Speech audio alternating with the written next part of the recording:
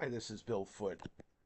In this episode, we would like to make this. Okay, we've already done the hard work of building different categories, which are interval classes or ranges for 11 different household income per capita rates, as well as across the top, percentage of the population, percentage, yes, hundreds, uh, uh, that's rural for New York State. All of this, remember, comes from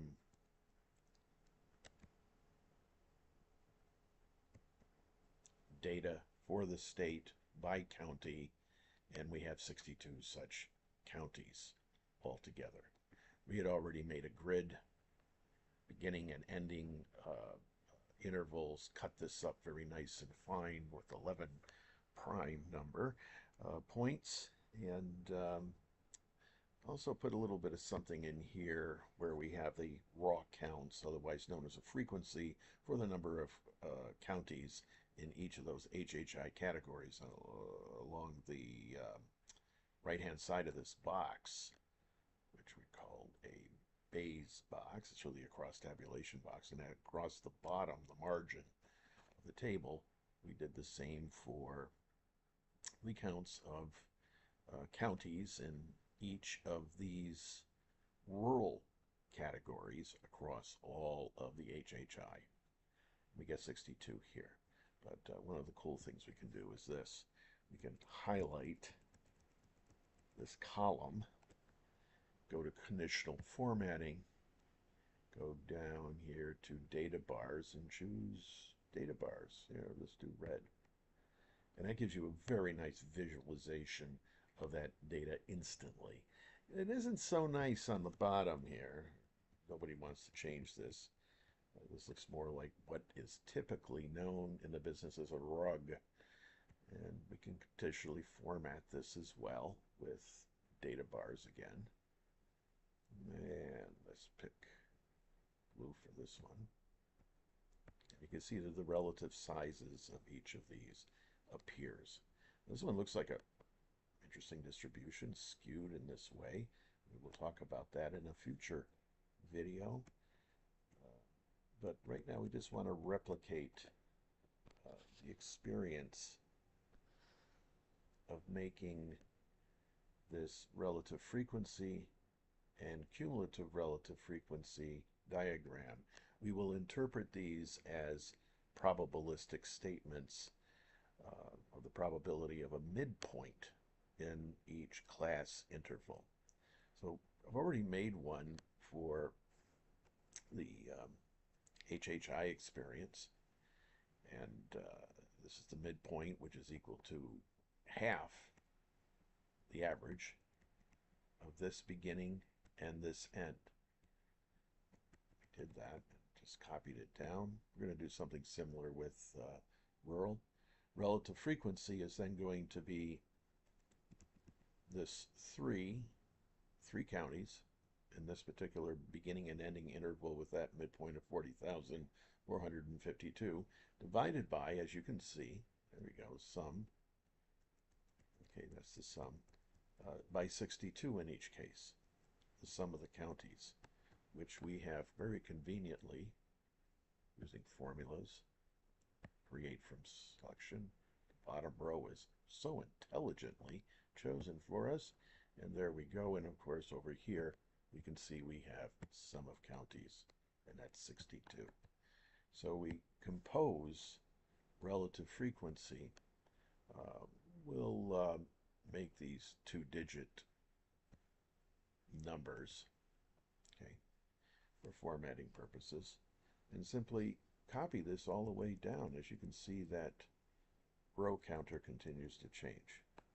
And for the relative frequency that's accumulated, we start off with the initial relative frequency, and then the next one is equal to the previous 5% here, and we're going to add 21% to that to get 26%, 0.26. And then we copy that one all the way down, and it should go to 1. If it doesn't, we've made some, probably not an arithmetical error, but an error with my stubby fingers. And this is what we want to do. But the graph has important details in it that also need to be included. They're not to be slighted at all. The whole purpose of a graph is to do something very in a way that communicates effectively. And here we have New York State upstate inequality. I'm going to put inside this household income inequality. Okay, and that will dynamically change on the grid. There we go. Almost got it right. I need to put a space in here. Okay, and as you can see, these are now dynamic. They're called dynamic graph labels and axes. We have an x-axis, which is simply going to be the HHI, the household income number that we've been using, midpoint, the average, and that'll be along the x-axis, as you can see that appropriately there already. Y-axis will be called relative frequency, and the Y2 axis, let me put that here. And yes, we're broadcasting live from the Bronx. We get our Bronx sounds of people needing assistance. Y2 axis is the secondary axis, which has the label in it from this label, so we don't have to reuse that again. And we have almost a complete graph where we also have the labeling of the legend down here on the bottom. Okay. Now let's do exactly the same thing for rural. We're going to build titles for each of the axes and also the chart title. And for this, we're going to need to bring the midpoint and beginning and end from here. Now we can compute the midpoint as this plus this divided by 2, and that will be that. Let's also make this a number, which is 4.55%. That's the midpoint of that first interval. Just copy that across like this and Control V. We have our numbers. So we have our midpoints. And let's label that midpoint. Okay. All of that is wonderful. Matter of fact, I'm going to actually make this a little bit more explicit with that. Now we can find it easily. So that's good. But the problem is, when we do select data, we have to do so in a column in this format, top to bottom. So let's just copy these over.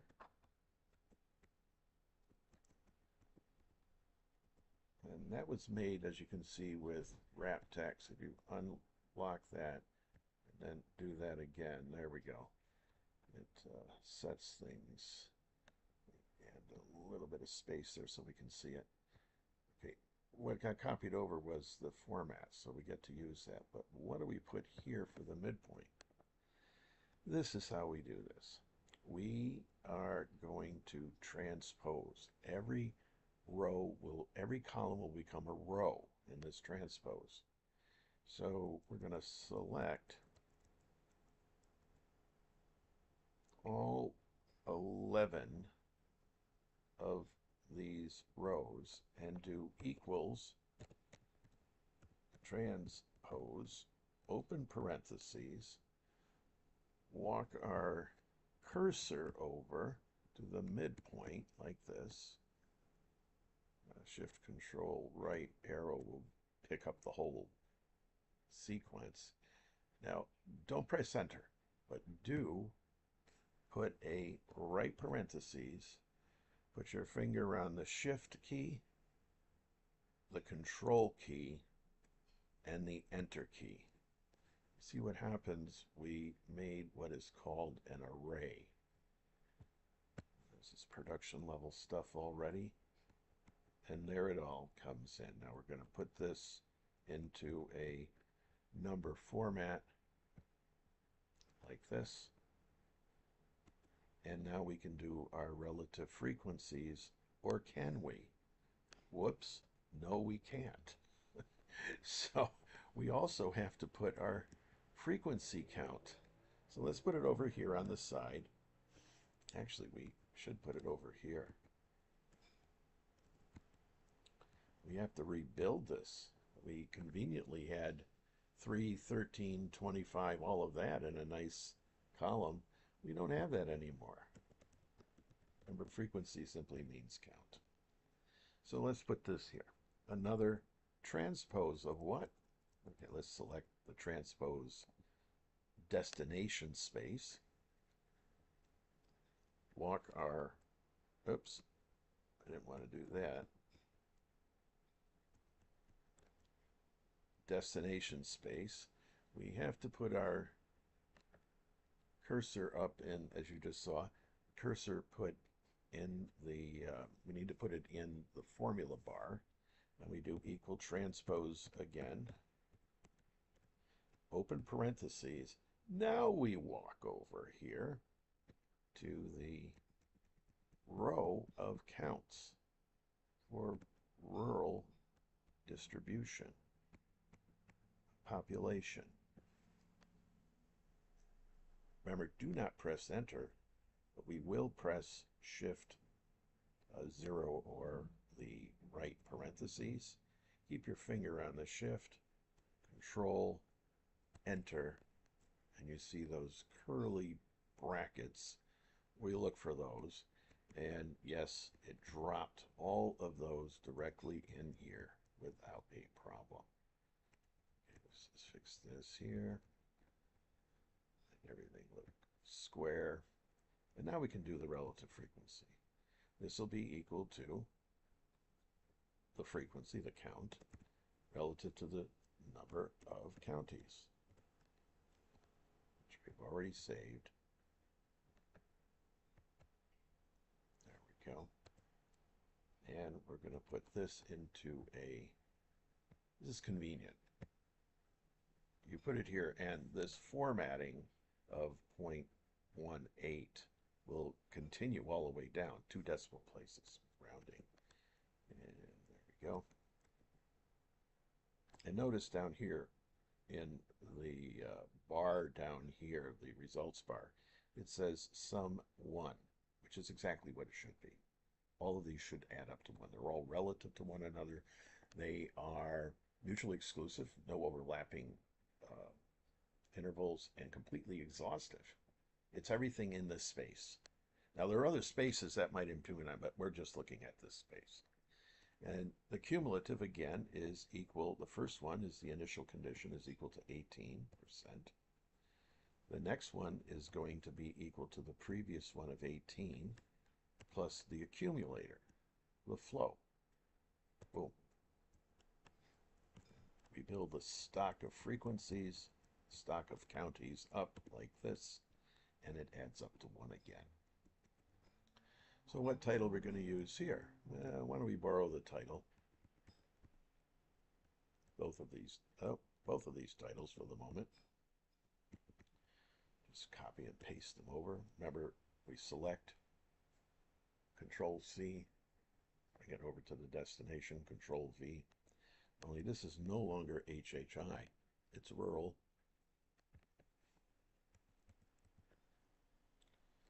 We might say percent rural, percent of population. Midpoint.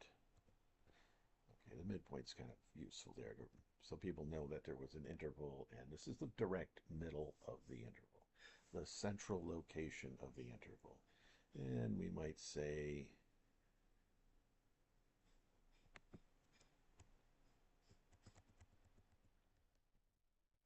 rural here for the moment. And we will have a y1 axis, not a frequency, that's just a count. We want the relative frequency, just like this one. And we want the its derivative. There we go. It's not its derivative, it's its integral. Um, and now you've done numerical calculus. So pat yourself in the back. We all do, believe me. This is not easy work, no doubt. And let's just spread this out a little bit. Okay. I'm going to save this version. And lastly, you're going to insert a diagram that looks just like this. Let's build it from scratch. See where the cursor is? It's roughly where it's going to insert. We insert it here. We use from the charts, my favorite, the scatter chart, and we have select data already here. We usually never fill this data range. It will fill itself eventually. The series name, the first one we're going to use, is relative frequency. And the x values, we can't see that very well here. Let's start this over again. Yeah. Let's see this again like this. That's a little better. Nope, doesn't like that. Okay, let's put it over here. We just need visibility over this field. So select data, add, series name. The first one we're going to do is relative frequency. The series x values will be the midpoint values. And the series x values, you got to eliminate that 1. That's the default from 1995. Will be these relative frequency numbers. They have to be all the same size or this won't work. Okay, you see the name, and that's what's going to appear in the legend. We add another 1, cumulative relative frequency, same x values, midpoint. I was going to say midterm. Midpoint, and there we go, equals these cumulative relative frequency values. And we say OK. Now we have 2 of those. This is lovely. That's exactly what we would expect, similar to the other one. But we need now to put our cursor on this series, that orange color. I hope you can see that series. Right click, go down to Format Data Series, hit the radio button, and there you go. Magic. Yes, it's lovely. Okay. Well, we have a chart title. Let's fix that right away. Fire that up. Go to the formula bar equals this new one. Okay, good. Up comes up beautifully. But where are the other ones? Well, we go to this plus, and we click on axes, and you can put these in a number of different places, like just leave it alone though. Okay, it's fine. All right, so we need both. Oops, there we go.